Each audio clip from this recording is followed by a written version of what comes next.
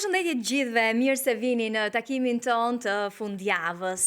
Do të flasim sot për një temë shumë interesante dhe që pa diskutime praktikojmë në çdo moment të ditës.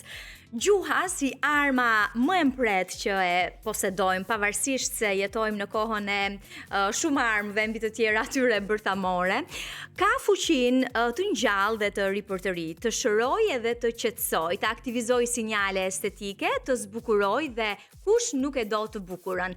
Sonila Kapidani është regjizore teatri, por jo vetëm, është një eksperte e zërit dhe komunikimit dhe sot do të jetë me ne në studio. Ajo njihet për punën e saj në zhvillimin e aftësive të komunikimit dhe çlirimin e zërit natyror dhe gjithashtu ka studiuar piano dhe regjizur. Sonila, përshëndetje. Përshëndetje, faleminderit për ftesën, Ada, edhe ditë të mbarë.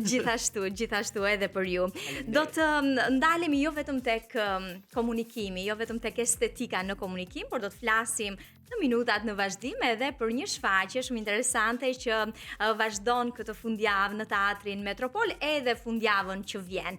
Do ta nisim pikërisht nga komunikimi, nga estetika në komunikim. A fillon në momentin kur secili prej nesh nis të njohë disi veten më mirë, kur fillon të krijojë ndoshta disa përshtatshmëri apo duke e ditur se ka disa aftësi ndoshta të fshehura brenda ti. Ada, unë do ta nis ta shpjegoj kështu. Do me thënë, sot bëhet një kohë e gjatë që unë përpiqem gjithmonë ta shpjegoj dhe të gjej fjalët e duhura që të skalit në mendjen e njerëzve se çfarë mundësie kanë me zërin e tyre. Dhe çfarë ndodh është kjo. Në një orkestër ti shkon dëgjon muzikë. Gjatë gjithë jetës ke shkuar në media ose live në një sallë, ke shkuar dhe ke parë dirigjentin, orkestrën. Dhe e shijon muzikën, krijohen imazhe përmes saj ose jo, krijohen emocione ose jo, reflekton ose jo. Por asnjëherë secili prej nesh duke u rritur nuk ka menduar që instrumenti më i bukur në botë është vetë zëri ynë, edhe pse është i padukshëm. Nuk është i dukshëm sikur e merr kitarën, pianon, violinën, por ne lindim me të, e kemi brenda vetes. Dhe qenia njerëzore është e prirur t'i marrë të mirëqëna gjërat që ka, kështu që dikur, kur fillon edhe del në terrenin e profesional, në terrenin e përvojës, njeriu fillon dhe kupton që pas kërka disa ngushti, pas kërka disa pengesa, dhe mëson që këto pengesa janë të riparueshme. Mëson që e bën dallimin përkundrejt të tjerëve, ose fjala të dëgjohet, nëse ti ke vëmendje ndaj estetikës së komunikimit. Dhe estetika, pse unë kam vendosur emrin e metodës me cilën punoj, estetika e komunikimit vjen nga perceptimi. Pra të perceptosh veten në raport me ambientin, të perceptosh veten dhe zërin tënd në raport me veshët edhe mendjen e atyre që po ju flet. Pak a shumë kjo është një përshkrim i thjeshtë që shpresoj që jep një kuptim për njerëzit. Çfarë do të thotë estetik? Deri në një farë kohe është menduar që të flasësh në mënyrë estetike duhet patjetër të flasësh bukur. Aq shumë sa shpeshherë presupozohet që njerëzit që vinë në Universitetin e Arteve apo Akademinë e Arteve apo Institutin e Lartë të Arteve duhet mësonin patjetër gjuhën letrare, sepse përndryshe nëse flisnin në dialekt kishte një lloj papëlqyeshmërie. Jo, nuk është ky perceptimi. Perceptimi është që nëse ti ke zë të plotë, të natyrshëm, që shkon tek veshët e dëgjuesve dhe pastaj në mënyrë estetike përpiqet tek ta të ndërtoj, të krijoj, të skalit imazhe, atëherë fjala jote ka vlerë. Dhe nuk është me rëndësi a je në një dialekt apo tjetrin. Hapësira dialektore pastaj vendoset në raport me sa njerëzve do t'ju flasësh dhe a janë të gjitha fjalët të kuptueshme në atë kontekst në të cilin ti je duke folur. Dhe me që më dole tek dialektet, Sonila, a luan rol gjeografia, le të themi, në mënyrën se si ne komunikojmë dhe në kontrollin e zërit? Patjetër që po. Unë me bashkëshortin kemi punuar në diku 6 vite në shkolla për të prezantuar një program që është dhe një metodë pune që është teatri në edukim. Dhe vinim re në dallueshmërinë e grup moshave, që deri në klasën e 3, kur futeshe në hapësirat e klasës, fëmijët ende flisnin gjuhën e shtëpisë. Dhe pastaj nga klasa e 5 dhe 6, fillon dhe kalon njeriu që të flas një gjuhë që është pak më e gjerë, shkon për më nga letrarja, nga ajo që mësohet në shkollë. Dhe nuk e kishim menduar më përpara, por kur shkonim në klasa, e kuptonim që duhet ta ndryshonim të folurin, sepse grupmoshat më të vogla e kishin këtë specifik. Dhe për mua bëj e vështirë kur shkoja në Kosovë, sepse më duhet mësoja ato aparati im i gojës nuk ishte i mësuar për atë lloj dialekti, dhe im shoq qeshte dhe më thoshte mendove që fole si ata, u përpoqja i thosha unë absolutisht jo. Thoshte ai. Kështu që unë mendoj që ka të bëj shumë se ku rritesh, gjeografia ka të bëj. Ka të bëj me oksigjenin, ka të bëj me mënyrën si qëndron, ka të bëj me hapësirën që ka kafazi i kraharorit. Janë shumë faktorë që ndikojnë mënyrën me cilën e flasim dhe zërin me të cilën ne përdorim. Pra çfarë cilësish vokale ka zëri ynë, patjetër që varen nga mjedisi ku jemi rritur. Nëse është mjedis urban, jemi të gjithë të prirur të jemi në morsa, të fuqishme, të kemi ngushti të sistemit nervor, të kemi ngushti të frymarrjes. Nëse ne je në natyrë, nëse je sa më pranë natyrës, je shumë më i çlirët, je shumë më i hapur, edhe gjithë ndërtimi vokal është shumë më i fuqishëm. Por a nis nga familja të mësosh se si të komunikosh, duke nisur që nga respekti për njëri tjetrin, që nga toni i zërit me cilën ne i flasim në shtëpi, fëmijës bashkëshortit. Patjetër që po. Çfarë ngjizet në familje? Shiko, në familje na ngjisen dy gjëra. E para është që të rriturit fillojnë dhe të mësojnë duke folur. Duhet ta bësh këtë kështu ose duhet ta bësh këtë kështu. Dhe mënyra me të cilin të rriturit i japin këto forma lekturash tek fëmijët është se si ata kanë dashur të përceptohen në botë, imazhi më i bukur i tyre që nuk e kanë projektuar dot gjithmonë në mënyrë absolute tek vetja, por duan ta përcjellin patjetër tek fëmijët. Dhe shpeshherë mes dashurisë nuk e kuptojnë që krijojnë një lloj imponimi të panevojshëm, sepse qenia njerëzore ka nevojë ta zbulojë vetë botën. Mënyra tjetër me të cilën mësojnë, lektura tjetër është veprim. Si prindrit sillen, sepse shpeshherë prindrit dhe të gjithë njerëzit në fakt, edhe unë me ta, themi tjetër gjë dhe kur vjen puna që futemi në veprim, bëjmë tjetër gjë. Pra mënyra se si fëmia fillon dhe mëson të folurit është dëgjon atë çfarë i thon të rriturit, por vështron atë çfarë bëjnë të rriturit. Kështu që shpeshherë të rriturit duhet të jenë kujdesshëm mes asaj që i thonë që duhet jetë jeta dhe asaj që jetojnë vetë. Pra ajo kur krijohet një gjë e rreme, ajo vën në dyshim. Dhe dyshimi gjithmonë sjell frikë. Dhe frika gjithmonë sjell një shoqëri kaotike, si kjo që hasim secili nga ne në përditshmëri. Po, e vërtet kjo.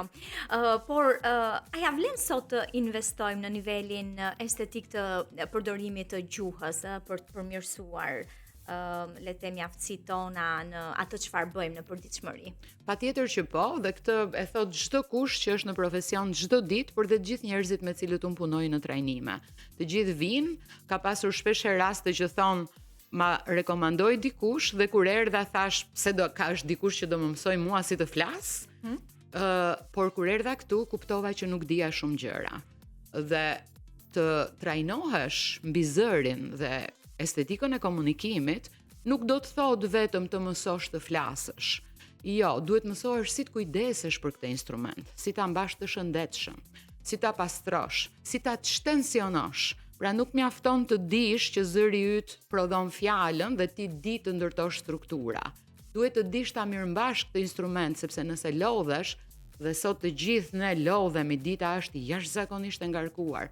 Jeta jonë është kryer në ritëm vivace dhe ne jemi vetëm duke vrapuar. Dhe frymarrja shkon menjëherë në zona vetëm të sipërme të trupit, duke e ndikuar menjëherë zërin. Edhe zëri im sot që jemi duke biseduar bashk, për shkak që java ime ka qenë shumë e lodhshme, dhe unë mbrëm dhe sot në mëngjes nuk kam arritur të bëj ushtrime, po e dëgjon që ka një lloj veshjeje. Pra nuk është zëri im i natyrshëm, ata që më njohin duhet ta kuptojnë këtë pjesë, sepse unë nuk kam arritur ta shplodh nga ngarkesa dhe ta bëj gati për këtë bisedë mëngjesore që sot e kemi bashk.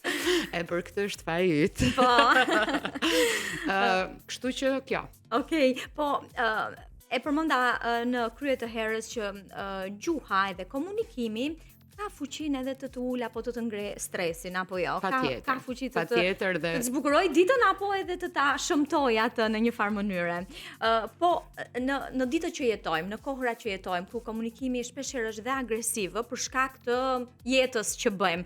A e kemi humbur disi estetikën e komunikimit, e të folurit, edhe ndoshta të thjesht? Në shoqërinë shqiptare, unë do të thoja që ende se kemi zbuluar. Nuk do të thoja që e kemi humbur, sepse në zhvillimet e trajnimeve të zërit, për profesione që nuk janë aktorët ose në minimum edhe politikanët, shoqëria jonë ka nisur ta zbulojë shumë më vonë se sa vendet e zhvilluara. Pra ajo që unë kam nisur të bëj këtu në vitin 2003, në botë është bërë në vitet 60 në vendet e zhvilluara. Kështu që, por kjo nuk do të thotë në të gjithë botën, po në vende si Anglia e një mori vendesh të tjera, sepse ka edhe vende që ne i njohim si të zhvilluara sot në botë që janë, un kam një kolege aktualisht me cilën komunikoj dhe është në Australi. Okay. Dhe kur kemi diskutuar së bashku për përvojat, ajo thotë që kemi gati njësoj një lloj pionerizmi në këtë gjë, sepse edhe këtu nuk e kuptojnë siç kuptohet në Angli, siç kuptohet në Amerikë. Pra, ne nuk mendoj që e kemi humbur, ne mendoj që tani po e zbulojmë. Në 2011 unë e kam botuar metodën e punës dhe në atë kohë edhe unë vet nuk e besoja që do kishte kaq shumë njerëz sa sot të vetëdijshëm për mundësitë që mund të ketë e folura e tyre. Shumica e njerëzve vinë nga një rritje, sidomos gratë, nga një rritje që ti duhet të rish kështu, duhet të mblidhesh kështu, një kufizim të fizikut për të qenë njeriu me të cilin duhet pranohesh në shoqëri, i cili me njëherë ndikon në vokal. Pra zëri është i ullët, fjala artikulimi bëhet i mbledhur dhe ti nuk e ke fuqinë e natyrshmërisë që ta zotrosh hapësirën kur flet, sepse ty të është mësuar të qëndrosh në hije.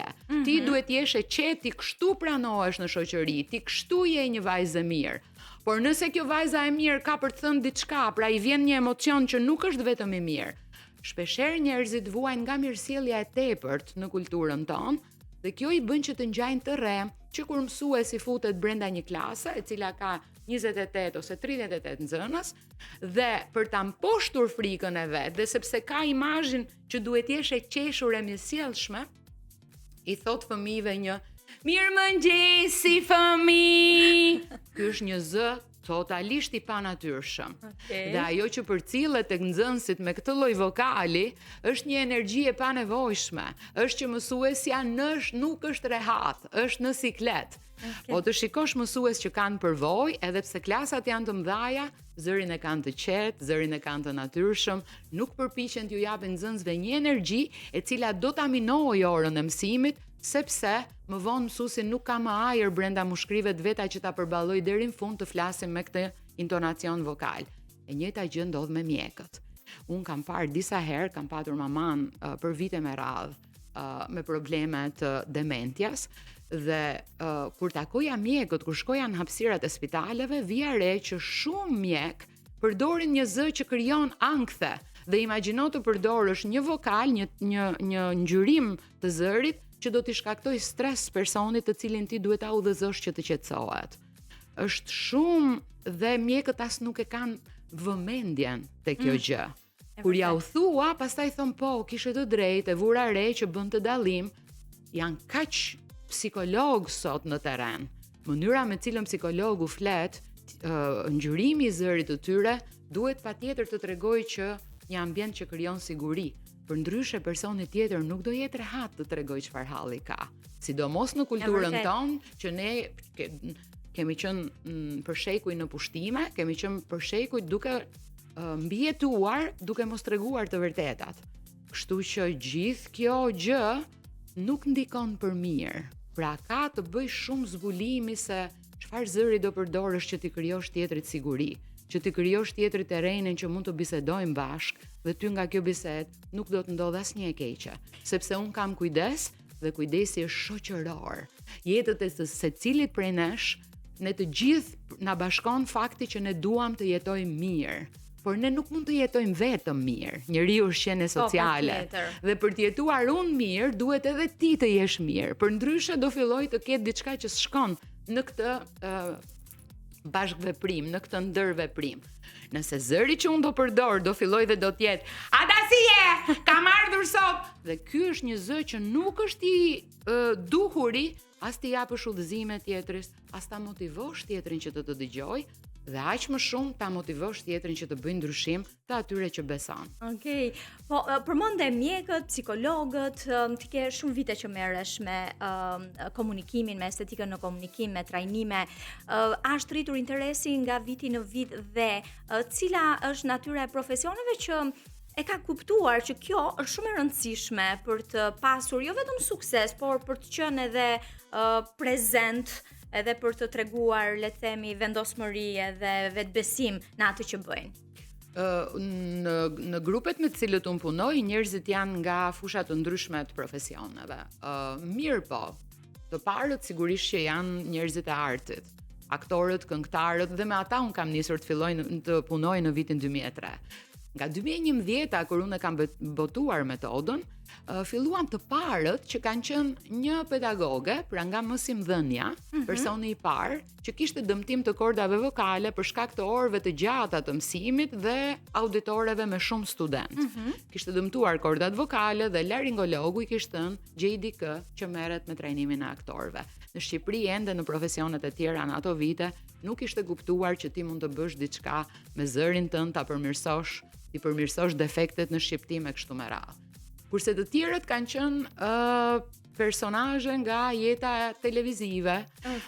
Meteo Albi sapo ishte krijuar në ato vite dhe vajzat dilnin shpeshherë të thonin në media parashikimin e motit. Kështu që kanë qenë të dytët që kanë marrë trajnimet e mia në grup, unë shkoja në ambientet e tyre. Sot është bërë shumë e gjerë se sa kaq. Fushatat elektorale i bëjnë politikanët që të krijojnë lodhje të vokalit të tyre të jashtëzakonshme, sepse shpeshherë ka shumë prej tyre. Dita e zgjedhjeve nuk ka më zë. Dita e zgjedhjeve është finalja, por nëse ata nuk kanë nisur të përgatiten përpara se të nisë një fushatë elektorale, unë tani aktualisht që flasim ka zgjedhjet parakohshme në Kosovë dhe po punoj atje me njerëz që i duhet në kohë shumë të shkurtër ta bëjnë gati veten sepse do takojnë elektoratin. Por në kohën që del dhe duhet ju flasësh shumë njerëzve, në mendje ke shumë gjëra për të thënë. Ke shumë pikpyetje vet, sepse je në gjëra që as ti nuk i ke në dorë gjithmonë, zëri gjithmonë fillon dhe të tradhton. Nëse ti nuk e zotëron hapësirën, atëherë në momentin që do t'i takosh njerëzit, lodhja do duket, do reflektohet, emocionet do jenë të dukshme dhe në vend që të përcjellësh rëndësinë e kësaj çështjeje, në vend që të përcjellësh motivimin për të sjellë ndryshime pozitive, politikani përcjell veten që nuk është rehat. Kemi parë shpesh herë që nuk ju përgjigjet sasia e oksigjenit që kanë në mushkëri dhe zëri i tyre në tiradat e gjata të fjalëve ngecet dhe nuk merret më publiku me çfarë tha dhe kush është thelbi i kësaj që dëgjova, por merren vetëm me formën. Dhe kjo është të notosh në sipërfaqe, të mos flasësh për gjëra që vërtet kanë domethënie për jetët e njerëzve, por të flasësh për gjëra që s'kan kuptim. Dhe sot me mediat sociale kjo po bëhet fatkeqësisht gjithmonë më problematike. A nuk është më e lehtë sot sepse njerëzit janë gjatë gjithë kohës para audiencës, le të themi, në virtualisht. A nuk e kanë lehtësuar disi komunikimin prezenca e rrjeteve sociale? Unë mendoj që e kanë bërë më të shpejt, po nuk mendoj që e kanë lehtësuar. Përkundrazi, do ta marr shembullin nga aktorët. Aktorët dalin në shfaqje dhe për 2 orë mbajnë nga 100 persona në publik deri në ato sallat e mëdha të teatrove të hapura deri në 800 edhe 1000 persona. Vetëm se për ta bërë ato 2 orë është të jetë i gjallë, të jetë sikur leadershipi brenda ekipeve, sikur dirigjenti ta marrë orkestrën me vete, pra ta marrësh gjithë publikun në ritmin e ngjarjeve që po ndodhin aty me ty, aktorit i është dashur që në 5 javët ose 7 javët përpara se të ndodhë kjo natë, të stërvitet për orë të gjata. Dhe pasi mbaron kjo natë, përsëri të relaksohet me stërvitje të relaksit që ta mirëmbaj zërin. Përndryshe zëri dëmtohet dhe nuk e ka më fuqinë që ka patur në fillimet e veta. Është e njëjta gjë me çdo që ka për të bërë gjëra të rëndësishme kur del në publik, i duhet paraprakisht ta stërvis zërin që të jetë gati, sepse zëri është muskull dhe emocion. Nuk është vetëm një gjë që është aty dhe unë e përdor. A ka ndonjë teknikë ta stërvisësh çdo ditë zërin? Teknika ka pafund. Çështja është që duhet të jesh i vetëdijshëm si fillim, të zbulosh ose mënyra me cilën unë punoj është të zbulosh se çdo individ ka pengesa të ndryshme. Të zbulosh ku është pengesa, të ndërtosh një program me të cilin do ta përmirësosh këtë pengesë dhe pastaj të kesh mundësinë t'ia lësh individit në dorë që vazhdimin ta bëj vet. Sepse gjithsecili nga ne, sa do të marrë trajnime, do i duhet që ta kuptoj veten dhe të stërvitet vet në të ardhmen. Ti mund të shkosh për frymëzim, motivim për të qenë me të tjerë në trajnime një ditore në vazhdim, por kur e ke mësuar bazën mirë, ti ke mundësi ta përdorësh veten mirë. Është njësoj si instrumenti. E merr instrumentin, ke një mësues në fillim që të udhëzon si do ta përdorësh teknikën, sa orë studimi të duhen në ditë, por ti gjatë gjithë jetës tënde do kthehesh vetë ta bësh atë gjë. Aktorët e mbarojnë, e marrin udhëzimin në shkollë, gjatë gjithë jetës tyre, kur kanë gjëra më të rënda, më të rëndësishme, futen në stërvitje të re, ndërsa mirëmbajtjen e përditshme e kanë të mësuar dhe e bëjnë vetë, nuk kanë nevojë t'ja u thotë dikush. Është thjesht një gjë që e ke mësuar dhe e di që duhet bërë.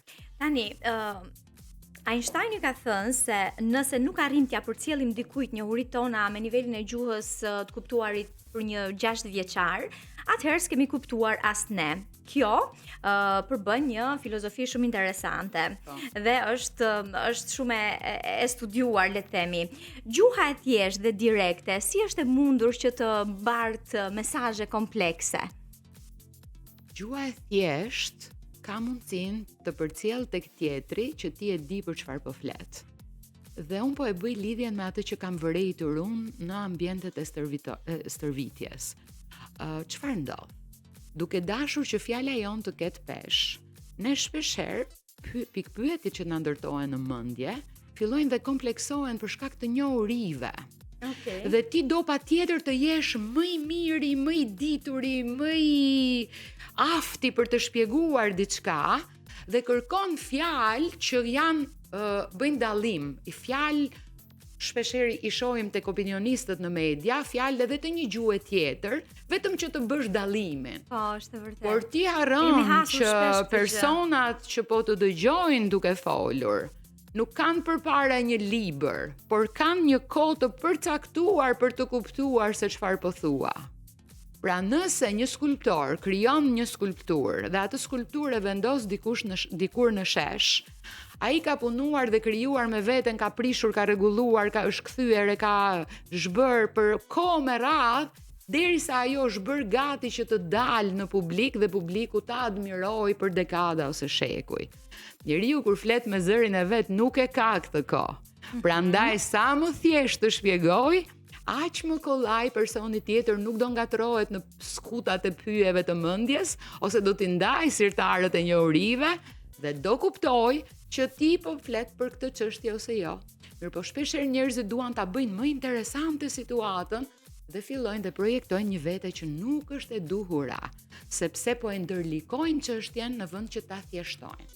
Po dhe nuk mjafton vetëm teoria për këtë apo jo? Sigurisht, njerëzit që duan të flasin bukur. Kjo është veprim. Fjala kur flet, njerëzit që duan të flasin dobishëm do thoja unë, sepse duhet flasin bukur, menjëherë na çon në një gjë që është recitative, në një gjë që është oratorike, në një gjë që ngjan, që tjetri e ka përgatitur dhe po e thot. Un kam një mentor që më ka hapur rrugët e kësaj gjëje fantastike që po bëj sot, dhe është personi i parë ose profesori i parë që ka bërë një libër në gjuhën shqipe, dhe më vonë e ka ribotuar së bashku me kolegë të vetët, është profesor Mezim Pajo. Dhe ai thotë që i ke bërë të gjitha teknikat, shpeshherë debatojmë të dy se si duhet të jetë teknika dhe çfarë mundësish ke nga një individ tek tjetri, se gjithçka ndryshon, nuk është e njëjtë. Dhe ai thotë, ja ke mësuar teknikat, i ke futur menjëherë në një stërvitje, i e bërë gati që të shkosh në atë prezantimin e rëndësishëm, qoftë ky fjalim, qoftë ky fjalim për të përcjell dikë që del në pension, qoftë ky fjalim sepse dikush është ndar nga jeta që ti e ke dashur shumë. Pra çfarë do lloj natyre që të ketë ajo që do bësh, pasi i ke përdorur teknikat. Mbaj në mendjen tënde dy pyetje kryesore. Çfarë dua unë nga njerëzit që po ju flas dhe çfarë dhurate mund t'ju bëj unë me këto që po ju them. Sepse jetët tona, shoqëria jon duhet të jetë më e mirë. Dhe kjo është detyrë secilit prej nesh që t'ju lëm brezave një ambient më pak toksik se ç'është sot. Atëherë thot, nëse i ke këto dy pyetje së bashku me teknikën, finalja është bjeri me taten. Dhe në këtë momente ti do jesh duke folur natyrshëm dhe do japësh perceptimin te njerëzit e tjerë që ti ke vullnet të mirë, por dhe besueshmëri për gjërat që je duke u përpjekur të sqarosh, përcjellësh ose motivosh. Tani, sot duket sikur njerëzit e matin suksesin edhe nga vlera monetare, apo jo? Në një farë mënyrë ka shumë prej tyre. Patjetër, jemi në botë kapitaliste, patjetër që po. Por çfarë ka më shumë vlerë? Kjo, pasuria apo marrëdhëniet që arrim të ruajmë me njerëzit? Shiko, ky është vendim, unë do jap këtu vetëm opinionin tim, sepse ky është vendim individi njerëzve. Kështu që nuk e jap dot si mësim këtë gjë. Unë mund të them parime që kanë të bëjnë me zërin të folurit, qëndrimin, natyrshmërinë, rezonatorët që përdor secili në trupin e vet, por nëse do thoja a preferoj një botë të prirur nga paraja apo a preferoj një botë të prirur nga njeriu, unë absolutisht, dhe këtu nuk kam as më të voglin dyshim, preferoj një botë që priret nga njeriu. Njeriu është qenia që ka mbijetuar dhe ka drejtuar dhe vazhdon të drejtoj zhvillimet e botës ndër shekuj. Paraja ka patur luhatje, nuk ka ekzistuar kurrë, dhe kur ka filluar të ekzistojë, mendoj që vetëm probleme ka sjell, kështu që kjo e ka dhënë jeta e njerëzve në tokë përgjigjen e kësaj. E vërtet, po, sot është bërë pak e vështirë për t'i ruajtur këto marrëdhënie. Patjetër që është bërë e vështirë, por ende ende ekziston. Në teknologjisë duket sikur më shumë na kanë larguar nga njerëzit face to face, ball për ball, se sa na kanë larguar, është e vërtet, na kanë larguar dhe prandaj them që njerëzit duhet të kuptojnë diçka kur bëhet fjalë për teknologjinë. Teknologjia është një tjetër mjet, të cilin njeriu e ka shpikur për t'ia ndihmuar jetën vetes. Nuk duhet keq kuptuar. Pra, dëgjoj disa herë që thonë ja lam në dorë IA-s, ja lam në dorë. Nuk mund t'i lësh në dorë një gjëje që nuk është qenie e gjallë diçka, sepse njeriu ka arsye, njeriu i ka në mjetet në dorë, njeriu vepron përkundrejt botës, kështu që njeriu e vë në punë IA-n. Nuk ndodh e anasjellta. Atëherë njeriu nuk duhet ta humbas thellësinë e të menduarit të vet. Dhe sado që ja lehtëson ose shpejton mënyrën e komunikimit, teknologjia është njeriu baza, është njeriu thelbi, është njeriu bërthama e kësaj gjëje. Nëse njeriu ja heq prizën teknologjisë, atëherë ajo nuk ekziston më. Kurse njeriu ka gjithmonë mundësi. Medea në fund thoshte, po tani Medea, e pyet Korin pasi ka ndodhur tragjedi shumë të rënda, shumë të mëdha. Dhe Medea thot, tani jam unë. E njeriu është njeriu, derisa të ketë frymën e fundit. E gjithë veprimtarinë e tij duhet motivuar që ta çoj për ta bërë botën më të mirë. Po, edhe për ta shfrytzuar, le të themi në ndihmë të secilit prej nesh. Patjetër.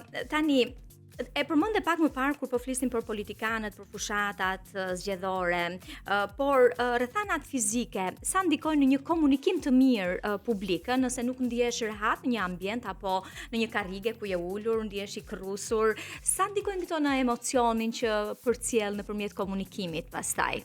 Ndikojnë jashtëzakonisht shumë, ndikon që në momentin e parë. Ne nisëm takimin sot dhe kishim merakun, edhe pse jemi në një emision radiofonik, se si kemi flokët, edhe unë edhe ti.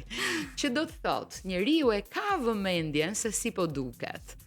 Ajo çfarë ndodh kur flet në publik, është që edhe nëse ti nuk je mirë, edhe nëse ti nuk e patur kohën të vishesh siç duhet, sepse siç duhet është një estetik kaq e larmishme dhe ndryshon nga një individ në tjetrin. Nëse publiku percepton që fjalët që po thua janë të mirë menduara dhe ti je personi i besueshëm për ta diskutuar këtë çështje dhe po flet për një shqetësim shoqëror, atëherë është i prirur të dëgjoj.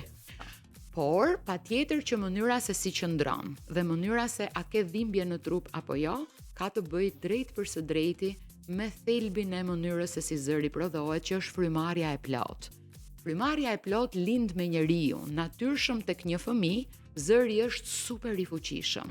Natyrshëm e qara e parë nga nevoja e një fëmije është shumë e fuqishme, sepse trupi dhe truri nuk sjellin në fizik as edhe një pengesë që të ndërtoj tek zëri ura ose mure. Duke u rritur, të rriturit fillojnë dhe të mësojnë çfarë nuk duhet kryesisht, por edhe çfarë duhet. Varësisht çfarë mendojnë ata. Pra truri fillon edhe futet në punë. Duke u futur në truri në punë, ti fillon edhe pozicionohesh. Duke u rritur, prandaj them që ka një moshë. Deri kur fëmia është vetvetja, është natyrshëm, pastaj fillon ndërpritet loja, mos luaj, nuk duhet të luash. Dhe kjo ndërprerje, këto mënyra të reja që shoqëria ti mëson, fillojnë dhe ndërtojnë një tjetër vete, qëndrueshmërinë, qendrën e rëndesës ti nuk e mban më aty ku trupi yt është në ekuilibër. Ka njerëz që bllokojnë kraharorin, ka njerëz që bllokojnë nofullën e poshtme, i kanë nofullat të shtrënguara. Dhe nëse unë të them tani Ada, këtë gjë të nofullat sepse do të mbash stresin ose presionin që ta jep komuniteti, atëherë ti nuk e kupton, po e bën në mënyrë të pavetdijshme këtë shtrëngim të nofullave, i cili menjëherë të bën frymarrjen të jetë e paplot dhe menjëherë ka ndikim në ngjyrën me të cilën zëri yt do projektohet në ambientin ku flet. Nëse ti e di këtë gjë dhe ke mësuar ta çlirosh, atëherë ke mundësinë ta shpëtosh veten ose ta kthesh këtë energji në favorin tënd. Nëse ti nuk e di fare, kjo vjen vetëm duke të mbytur, derisa njeriu të ndodhin të gjitha shenjat që ka prodhimi i lartë i adrenalinës edhe kortizolit, që është dridhja e zërit, tharja e kordave vokale, fillon djersitja, fillon dridhja e duarve, e gjunjve, derisa mund të dalin shenja sikur plag në lëkurë, për këtë arsye, sepse nuk ka se ku të shkarkohet. Ndërsa nëse ti mëson, ti njohësh këto gjërat e vetja, këto nuk të terrorizojnë kur janë duke ndodhur, po ti thjesht i jep vetes mundësinë që ta rikthesh frymarrjen e plotë. Pra frymarrja e plotë është ajo që e para dhe baza që na jep rehati kur jemi duke folur. Pastaj vijnë cilët rezonator përdor. Pastaj vjen çfarë ngjyrimi ka zëri yt. A është i sforcuar apo ngjani natyrshëm për të shpjeguar atë që ti po shpjegon? Sepse ka shpeshherë raste që do të bësh një deklaratë dramatike, por nuk mund ta bësh deklaratë dramatike duke folur qetë dhe duke qenë i mirësjellshëm. Nuk shkojnë këto të dyja, ka diçka që i pengon, ka diçka që përplaset. Që të jetë në natyrshmëri duhet gestikulacioni, shqetësimi, frymarrja dhe zëri, frekuenca, ritmi të jenë në fjalëve. harmoni. Ritmi është pjesë e mënyrës me cilën flet, aq sa është edhe pushimi ose pauza. Të gjitha janë mjete me të cilat njeriu ndërton estetikën e komunikimit. Po gjuha e trupit, çfarë roli luan këtu? Gjuha e trupit është një mjet tjetër që skalit fjalën ose imazhin në mendjet e dëgjuesve. Pra varësisht ajo është një garnitur. Ti e ke bazën ushqimore, pastaj pjata bëhet e bukur dhe të tërheq që ta shijosh ose jo, edhe sepse mënyra se si shefi i kuzhinës e ka vendosur ushqimin atje. Bën një lule, bën një formë gjeometrike, bën diçka që duket e bukur, që është e shëndetshme njëkohësisht.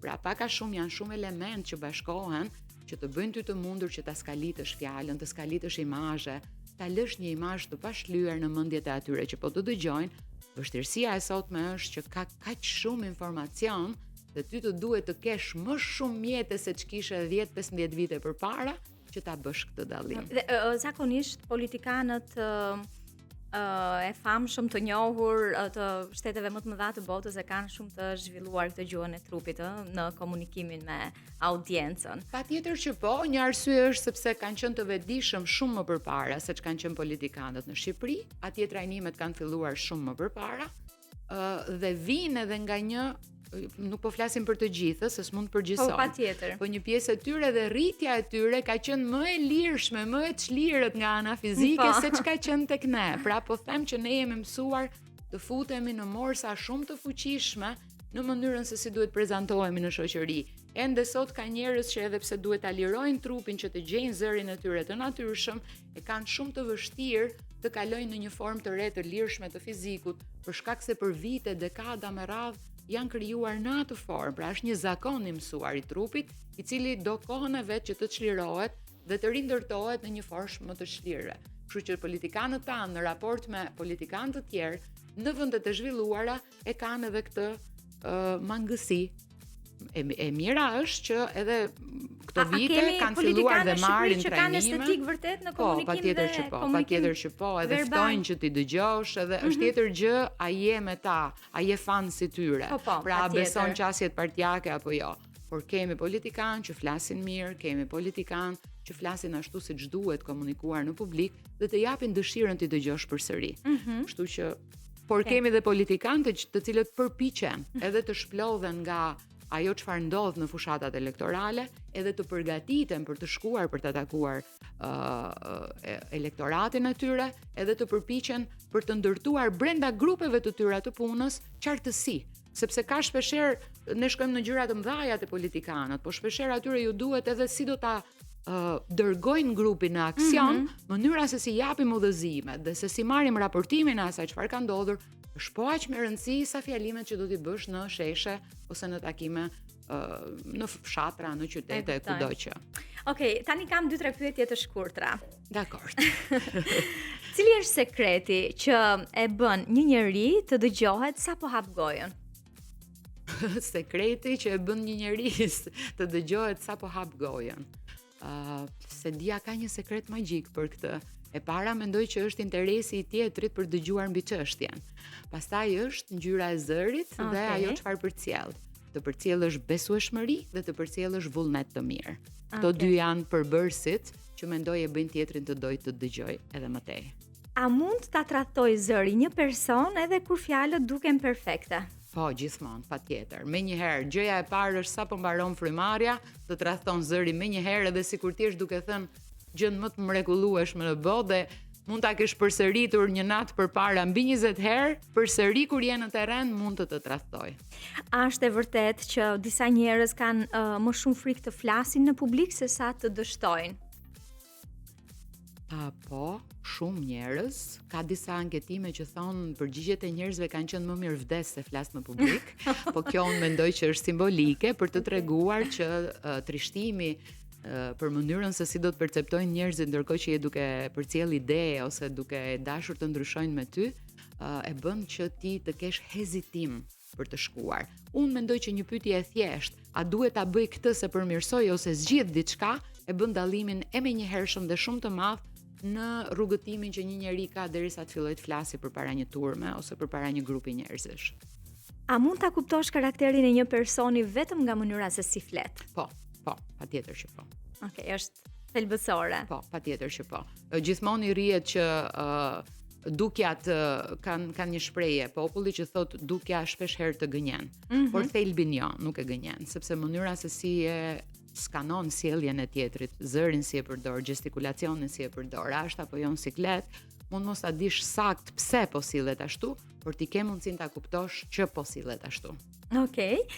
Çfarë e bën një aktor, një politikan, një moderator të duket i vërtet para publikut? Të qenit i vërtet. Edhe nga mënyra që zgjedh të flasë. Të qenit i vërtet është të mos përpiqesh të jesh diçka që nuk je. Por të jesh vetja jote, duke folur natyrshëm dhe duke treguar që ke shqetësim të vërtet për atë për të cilën je duke folur. Nëse ti fillon dhe reciton, nëse ti fillon edhe do të dukesh që je i mençur, do të dukesh që je i bukur, do të dukesh që je i aftë, atëherë ti po fillon të bësh një vete që nuk është plotësisht e vërtet. Nëse ty nuk të ri natyrshëm, ajo që ke mësuar të recitosh. Shohim shpeshherë politikanë që kanë parë pjesë nga filmat, nga aktorët dhe kanë vendosur të shkojnë në parlament dhe t'i thonë. Dhe unë them ky është një bumerang i fuqishëm, sepse politikanë nuk e kupton që ajo duhet futur në kontekst e para dhe të duhen shumë orë stërvitje që ta kapësh volumin që ka pat aktori dhe natyrshmërinë që ka pat aktori për ta bërë personazhin. Ky është dallimi. Mirpo aktrimi të mëson se si të mbash përgjegjësi dhe shpesh herë ata që flasin në publik nuk kanë përgjegjësi për ato që thonë. Dhe kjo i bën të mos jenë të besueshëm, sepse që tjetri të ndihet i sigurt, duhet kuptoj që ti ke përgjegjësi për atë që thua. Mendoj që ky është një dallim thelbësor. Okej, dhe e fundit sa i përket komunikimit. Një njeri që nuk di të komunikojë mirë në publik, me zërin e duhur, me tonalitetin e duhur, për të përcjell mesazhin e duhur, a është e vërtet që mund të humbas shanse në jetë? Patjetër që po. Edhe brenda familjes ne humbasim shanse për ta bërë ditën tonë më të bukur ose jo, për ta ditur a më do tjetri apo jo, sepse emocionet na bëjnë që të ngatërojmë se çfarë duam të themi, mos jemi të qartë në gjërat që duhet të themi, ose ti themi me tonin e gabuar të zërit, ose të mos ta bëjmë të qartë veten, pa i përfshirë emocionet, sepse kur përfshihen emocionet, ngjyrimet e botës bëhen pak më të vështira, më të trazuara se sa kur jemi duke folur qetë. E vërtet. Okej, ne do të bëjmë një shkputje tani, një shkputje muzikore dhe do të rikthehemi sërish në studio sepse kemi dhe diçka tjetër për të folur. Do ta zbulojmë vetëm pas pak. Jemi rikthyer sërish në studio, jemi ende me Sonilën, sepse siç e tham në hyrje të intervistës është edhe regjizore teatri dhe momentalisht përveç trajnimeve është duke asistuar aktorët e përzgjedhur për shfaqjen Skandali. Është një komedi plot humor dhe situata absurde që të mbajnë të mbërthyer nga fillimi në fund. Është duke u shfaqur që prej fundjavës së kaluar tek Teatri Metropol do të jetë këtë fundjavë, por edhe fundjavën që vjen. Me aktorët Elia Zaharia, Gjino Musollari, Gëzim Rudi, Gladiola Harizaj, Ligor Ashriza, Pierin Vlash, Juri Maliaj, nuk duhet humbur kjo komedi, por se çfarë është pak më tepër të na joshur disi, do të na flasi Sonila tani. Komedia Skandali është në ditët e saj të fundit, kështu që e ftoj kushdo që ka dyshime për familjen, marrëdhënien burr-grua, të kuptoj se çfarë ndodh, ato që kemi thënë pak më përpara së bashku për të folurin, çfarë ndodhit në jetët e përditshme. Komedia Skandali ka në qendër një çift, kanë vetëm një vit martuar. Mirëpëmartesa e tyre nuk ka qenë kurrë e pranishme, ka qenë martesë sipas rregullave shoqërore. Dhe kanë dalë të shikojnë cili është komisioneri i ri që ka ardhur. Ngjarja ndodhi në Düsseldorf, i kemi sjellë në vitin 1949, dhe ka ardhur një komisioner i lartë nga Amerika për të vendosur rregullin sepse s'kishte ende qeveri. Dhe njerëzit kanë dalë ta shikojnë se kush është, çfarë parade do të bëjë personi i ri që ka ardhur. Gruaja e re kur del, duke u ngjitur mbi një stol për të parë se kush është komisioneri, ta dallojë nga kokat e njerëzve nga kokat e turmës, i bien të mbathurat. Dhe në momentin që kjo ndodh, të gjitha frustrimet e burrave që ishin aty fillojnë dhe ndizet fantazia, ndizet imagjinata. Ky çift ka nxjerrë një dhomë me qira, sepse do që të shtojë të ardhurat, sepse bashkëshorti e di që të jesh në një familje e cila duhet mbajtur, duhet kesh atë pyetjen që bët ju që parë, duhet kesh para, dhe duhet kesh një grua të bukur, po që di të ruhet në shoqëri, di të jetë e mirësjellshme dhe di të ri në morsën që shoqëria i kërkon. Mirë, po nuk e di vërtet deri më tani se kush është gruaja e vet. Në fakt as gruaja e vet nuk e di se kush është ajo, sepse nga fëmijë ku luante është futur në një martesë ku nuk luan më. Kemi një këngë në shqiptare që thot a më mirë të o lulia jon me limona, a më mirë të nona. E ajo thot, jam më mirë të nona se të nona luj, e të burri nuk po muj. E kështu që është e njëjta gjë që është thelbi i kësaj komedie. Pra nga një moment i çlirët ku ti luan, je vajzë, e nje veten tënde, e ke të lirë veten tënde, futesh në një martesë ku as ti nuk di më ta dëgjosh veten. Por kryesisht flet me pikpyetje, a jam unë e mjaftueshme që të jem mirë për ta bërë këtë gjë siç duhet? Dhe harron veten. Dhe kur harron veten, fillon dhe futesh në një marrëdhënie që është e vdekur, është e tharë, është si lulet e thara në vazo. Çfarë ndodh? Ndizet fantazia nga ky incident i papritur, të cilin burri e quan skandal dhe mendon që do ta heqin nga puna sepse ai është zyrtar shtetëror, dhe fillojnë dhe vinë për të marrë dhomën me qira sepse ju ndizet fantazia për këtë vajzë të bukur që kanë parë në shesh. Dhe aty fillojnë edhe kanë situata nga më të ndryshmet, nga më komiket. Burri vet nuk e kupton se çfarë po ndodh sepse është i prirur ta ketë vëmendjen tek parat. Rolin kryesor ka Elia në këtë. Ka Elia Zaharia, ka bërë një punë të shkëlqyer dhe falenderoj jashtëzakonisht shumë sepse kemi patur një bashkëpunim jashtëzakonisht të mirë dhe eksplorues, dhe kemi zbuluar gjëra që për mua kjo është e bukura në çdo shfaqje. Kështu që të gjithë ekipin i falenderoj për punën që e kanë bërë. Unë tani jam publik, nuk asistoj më asgjë për ta, po unë jam së bashku me publikun dhe vetëm po shijoj punën e përbashkët që kemi bërë. Okej, në orën 20 do të jetë tek Teatri Metropol. Në orën 20 në Teatrin Metropol sot, nesër dhe nga Entja në të diel në javën që vjen. Okej. Tani ke edhe një tjetër projekt në dorë apo jo për në fillim të qershorit? Jam duke krijuar për një mbrëmje tjetër shumë të veçantë, është një teatr koncert mbështetur mbi një kantat të Bachut. Është e krijuar në një tjetër shekull me një muzikën e barokut. Dhe kemi bërë një riformatim të ri për të kuptuar se çfarë mundet një vajzë e re në një negociat me prindin, i cili nuk ja lejon një ritual që për ato vite nuk ju lejoi femrave, siç ishte pirja e kafes, I mëson babait që nuk je ti që e vendos kontratën time, por unë kam një zë në kontratën time. Pra në ato vite, kontrata martesore kryesisht bëhen nga baballarët. Martesat bëheshin nga diskutime të shumta të prindërve me njeriu që identifikonin që do të ishte burri i vajzës. Dhe në dukje, bau e ka shkruar kantatën për debatin që ka babai me vajzën për kafen. Sepse vajza ka nisur ta pi fshehurazi. Dhe ajo i thot babait, po kjo pije kaq e mirë që të bën të jesh e lirë dhe energjike. Pse t'ju lejohet vetëm burrave? Pse nuk mundet vajza ta pi këtë gjë? Dhe ajo e pi fshehurazi dhe jati gjithmonë e gjëmon që t'ja ndaloj këtë gjë. Mirë, po ajo së bashku me këmbënguljen që ka për ta bindur të jatin që ta pi kafen, ka përgatitur dhe një kontratë se si ajo e do kontratën e martesës, jo se si do ta bëj jati kontratën e martesës. Kështu që në mbrëmjen e 4 qershorit, në orën 20, ne do të jemi në Teatrin Metropol që të ndajmë me publikun këtë ngrohtësi dhe dritë që vjen nga një kohë tjetër, po për të na thënë ende gjëra që edhe sot kanë kuptim. Patjetër, dhe sa gjëra bëjnë fshehur vajzat e ditëve të sot. Po, por nëse mëson të negociosh, nëse mëson mjetin e negociatësh, dhe nëse ti ke zë për ta thënë atë që do dhe atë që mendon, atëherë gjithmonë e ke një mundësi. Kështu që ftesa jonë artistike është që njerëzit ta kuptojnë që mes negociatave, mes këmbguljes për gjën që mendon që është e mirë, duhet të arrish atë që ndëron. E vërtet. Sonila, shumë faleminderit që ishe në studio. Faleminderit edhe juve. Sot. Ju uroj shumë suksese, jo vetëm në teatr, por edhe në përditshmëri, në trajnimet që bën dhe e them me plot bindjen, janë me fat ata që punojnë me ty. Faleminderit shumë, Ada. Edhe unë të uroj shumë suksese në gjërat që bën, por edhe shumë shëndet. Shumë faleminderit. Okej, do të kemi mundësi besoj edhe herë të tjera të takohemi. Patjetër, pa diskutim. Në studio. Mund të ndiqni intervistat në kanalin e YouTube të Premium Channel dhe në Radio Travel pa diskutim, në Weekend Lovers çdo fundjavë nga ora 10 deri në orën 12. Ne do të ndahemi këtu për pak muzikë sërish dhe do të rikthehemi në studio.